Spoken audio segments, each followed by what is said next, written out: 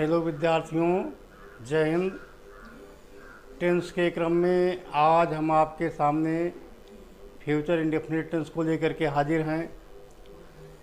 तो जैसा कि नाम से ही स्पष्ट है, future indefinite tense. Future indefinite यानी भविष्य काल के ऐसे वाक्य जिनसे हमें यह जानकारी प्राप्त होगी कि कार्य भविष्य काल में होगा, किंतु उसके प्रारंभ करने और समाप्त करने के विषय में हमें कोई जानकारी नहीं मिलती है। और दूसरी बात कि इस काल के जो हिंदी वाक्य हैं उनके अंत में गा गी गे आदि शब्द आएंगे, किंतु उससे पहले रहा रही रहे और चुका चुकी चुके आदि शब्द नहीं आने चाहिए। अब अगर हम इसके रूल्स की बात करें तो जो अफर्मेटिव सेंटेंस है, तो स्टूडेंट्स सब्जेक्ट के पर्सन के विषय में यदि आपको जानकारी होगी तो सब्जेक्ट 3 पर्सन में होता है, एक फर्स्ट पर्सन में, एक सेकंड पर्सन में और एक थर्ड पर्सन में। फर्स्ट पर्सन के अंतर्गत आई और वी आता है, सेकंड पर्सन के अंतर्गत यू और दाऊ आता है, और थर्ड पर्सन के अंतर्गत ही सी इट दे और बाकी कोई नाम, ये सब थर्ड पर्सन में आता है। इसके विषय में डिटेल जानकारी आपको पर्सनल प्रोनाउन के अंतर्गत मिलेगा।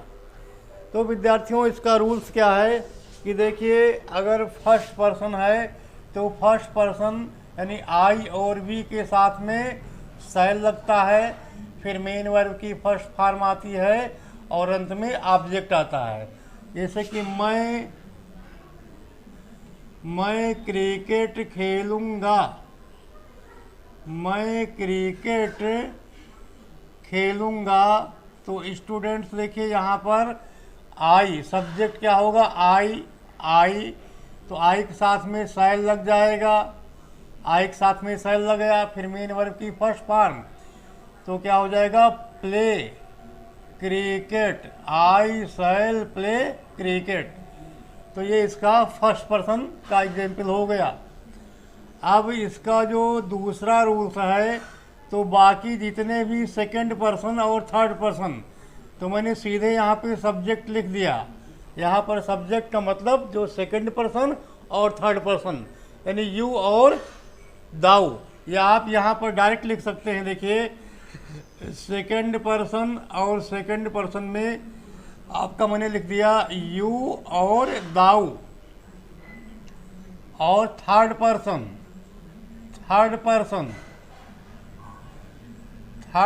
में आपका ही सी इट दे या कोई नेम, ये नेम कोई भी नाम, इसके साथ में विल आएगा प्लस मेन वर्ब की फर्स्ट फॉर्म आएगी और अंत में ऑब्जेक्ट आएगा। जैसे रवि कल विद्यालय जाएगा, रवि कल विद्यालय जाएगा। तो विद्यार्थियों, यहाँ पे रवि सब्जेक्ट है, तो रवि आपने, और चूंकि रवि थर्ड पर्सन में है तो रवि के साथ आपने विल लगा दिया। Ravi will go to college और टुमारो। तो ये हुआ आपका अफर्मेटिव सेंटेंस का रूल। अब इसका जो निगेटिव सेंटेंस है, तो निगेटिव सेंटेंस में क्या होगा कि देखिए, सब्जेक्ट और सब्जेक्ट के बाद में विल या शैल, सब्जेक्ट के अनुसार अगर फर्स्ट पर्सन है तो शैल लगा देंगे, और सेकंड या थर्ड है तो विल लगा देंगे। इसके बाद में नॉट, और अगर कभी नहीं है तो नेवर, और फिर मेन वर्ब की फर्स्ट फॉर्म और प्लस ऑब्जेक्ट, ये इसके नेगेटिव सेंटेंस का रूल है स्टूडेंट्स। तो देखिए, जैसे हम कहें कि वह तुम्हारी सहायता नहीं करेगा, वो तुम्हारी सहायता नहीं करेगा।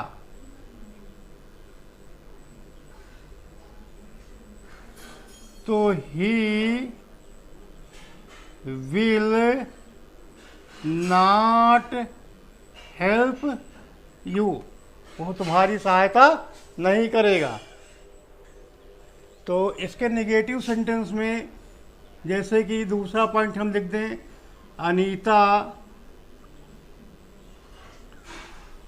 अनीता चाय कभी नहीं पिएगी, अनीता चाय कभी नहीं पिएगी।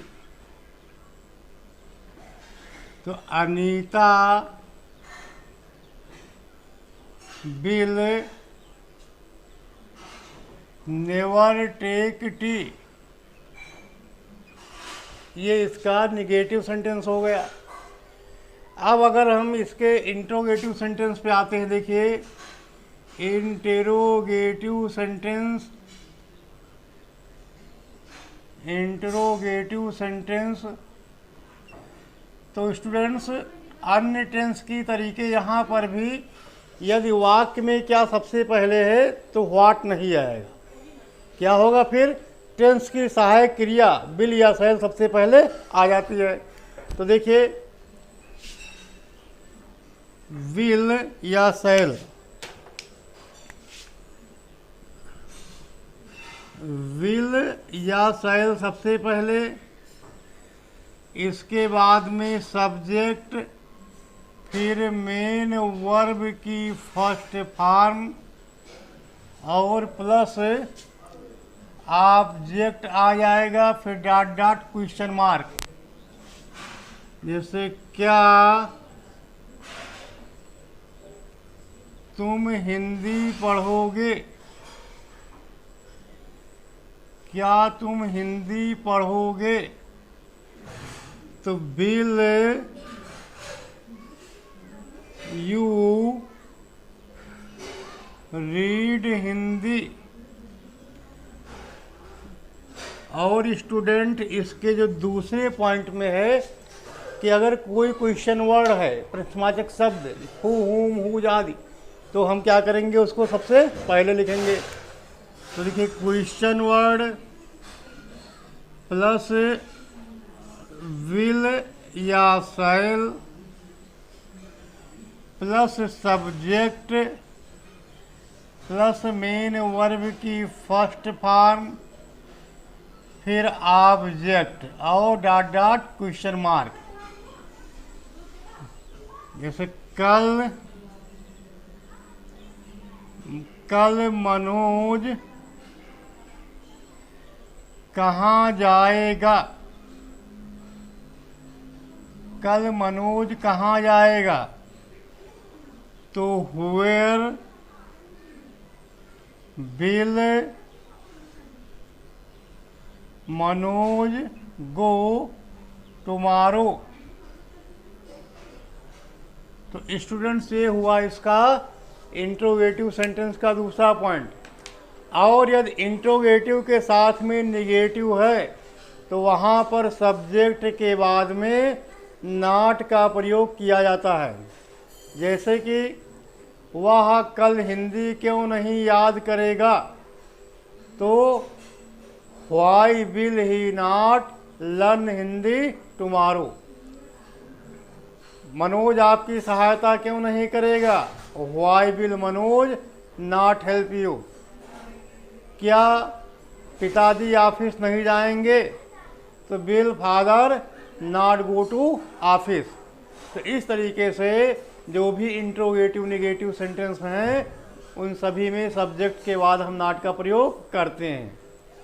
अब स्टूडेंट्स यहाँ पे एक पॉइंट विशेष गौर करने वाली है, वो नोट करके मैं आपको लिखा देता हूँ।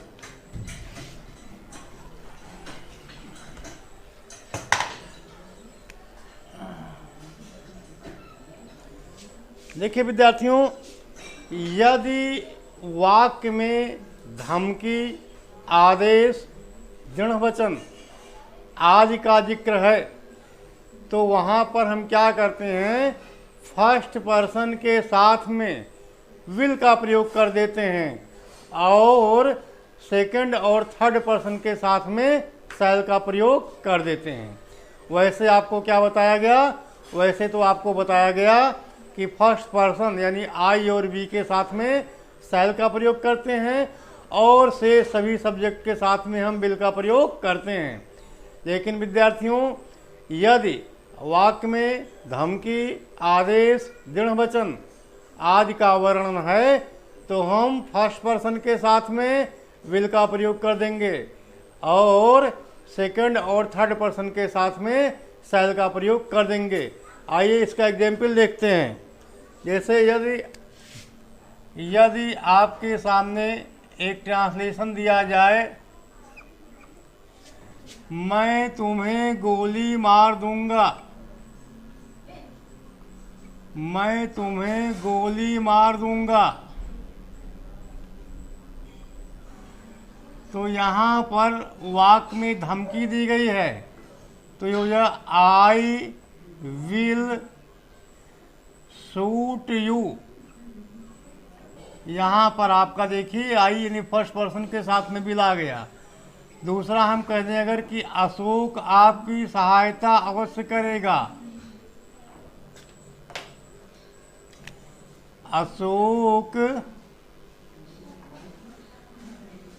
आपकी सहायता अवश्य करेगा,